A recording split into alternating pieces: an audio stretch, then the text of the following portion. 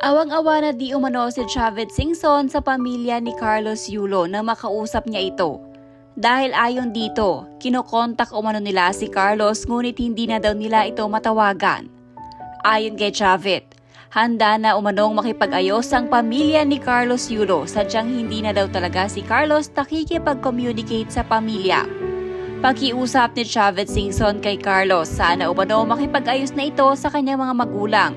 Dahil ayon dito, wala umano siya ngayon kung hindi dahil sa kanyang pamilya. Of last night, wala pa. So, dadagdagan ko ng pwede niya ng mag-million. Kung pamilya, pagkama niya, dapat siya role model eh.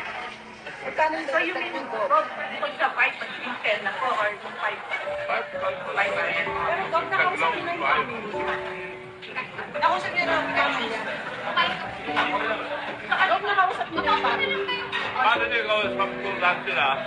Nanay, tatay niya, mga kapatid niya. Nakita kayo po. Hindi raw niya, hindi na raw niya nakapuntak. So, nag-iusap ako kay Kaloy, malilipan niya. Pamilya mo muna dahil wala ka naman dyan, hindi sa kanila. So ako, hindi sana nakuha po gold ako. Yung bibigay ko 5 milyon, dagdag lang. Sa pamilya niyo. Sa'yo rin. Pero gusto ko magpati silang pamilya. Ano po yung saan ng nilalim? Wala ka eh. Wala po kayo. Walang feedback. Walang feedback po. Pero wala po yung nakausap na nagsabi. Ano, yung mga pera dyan ako ko. Pero sa kanya man yung 5 million, parang kita ko niya na buo sila pamilya. Pero yung mami po ba niya, okay lang na magpagkita kayo ng nakausap? Last time, nanay niya. Bob, alam ko, nagsimula si Manny, kayo talaga yung malalay sa kanya, no? At bilang atleta rin si Taloy, ano yung best na advice na ibibigay mo sa kanya? Ngayong natatamo niya itong gantong level ng kasikatan at success. Ngayon, sikat siya, huwag siya magbago. Dapat siya role model. Number 1 yung pamilya. Kung ano man nangyari sa atin, ako nga, nasa taimbang na siya, no? Nasa pagbilyon sa yun. Respect my family, your father, your mother. Nasa pagbilyon, yun lang bilyon siya. Simple lang. Ay, kanya, kaloy, kung nakikinig ka man, nakikinig ko ng pamilya. Pero wala ko sila. Yung gold na ako, sinakmaran ko yung especially yung family. Wala kang pinagalitan sa mga family ko. Ano nangyari, patawarin mo na sila. Kung matatandaan, noong nakarang linggo, nag-offer ng 5 milyong piso si Chavit Singson sa pamilya Yulo. Makita lamang niyang magkaayos ang pamilya ni Carlos Yulo dahil naaawa daw ito sa ama ni Carlos. Nung nakita niya itong nagtatakbo sa parade, makita lamang si Carlos. Pag-amin ni Chavit noon ay nakausap na niya ang ama ni Carlos, wala umanong naging problema. Ang ina lamang daw ni Carlos na si Mami Angelica Yulo ang hirap siyang makumbinsi noon. Ngunit ngayon di umano ay tila unti-unti na naghihilom ang pain ni Mami Angelica, kaya ayon kay Singson wala na daw problema sa pamilya ni Carlos kung magkaharap-harap sila. Samantala, binalikan naman ng publiko ang naging congratulatory message ni Mami Angelica para kay Carlos noong graduate dito sa Japan.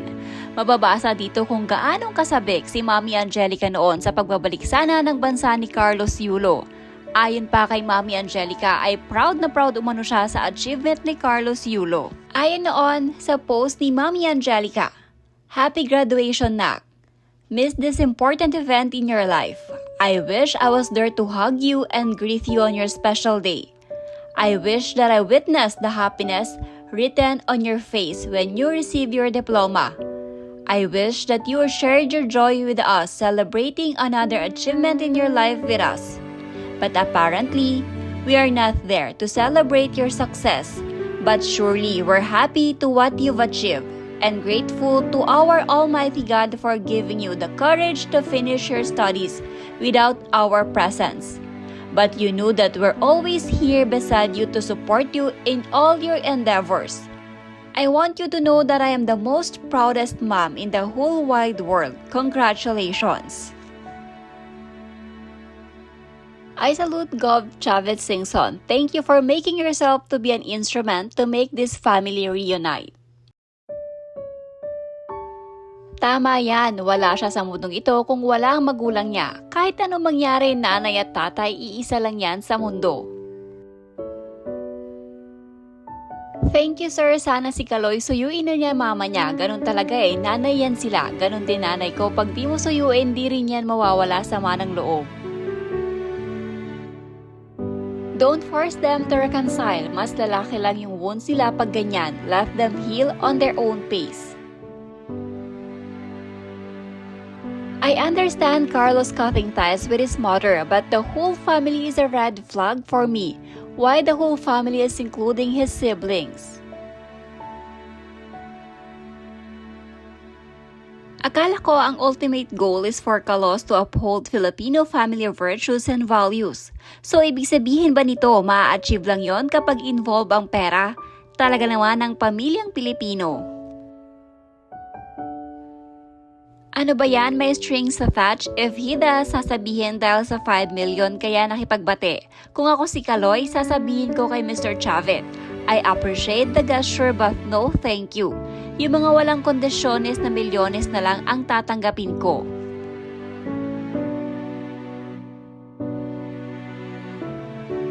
I don't see anything wrong with what he said. Maganda naman hangarin niya about it. Just like us, nakakapagod na talaga makita sa SOCMED nangyari about Kaloy and his family na parang gusto mo na ikaw na mismo mag-reconcile sa kanila. Kaya para matigil na, I'm with Tatang Chavez on this one.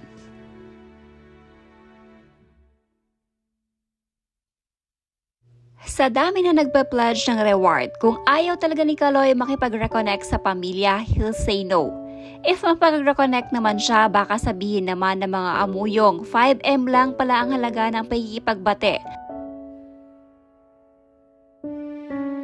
Pwede ba pabayaan na lang natin to? Problema nila yan. Sila dapat maghanap ng solusyon, hindi pera. Akin na lang yung milyon. Mga problema ko madadaan pa sa pera. Yan hindi. Tigilan na ang pagsakay sa pagkapanalo ni Carlos, utang na loob, pabayaan na natin siya makabalik sa normal niyang buhay, ang OA na ng pakikialam ng mga tao.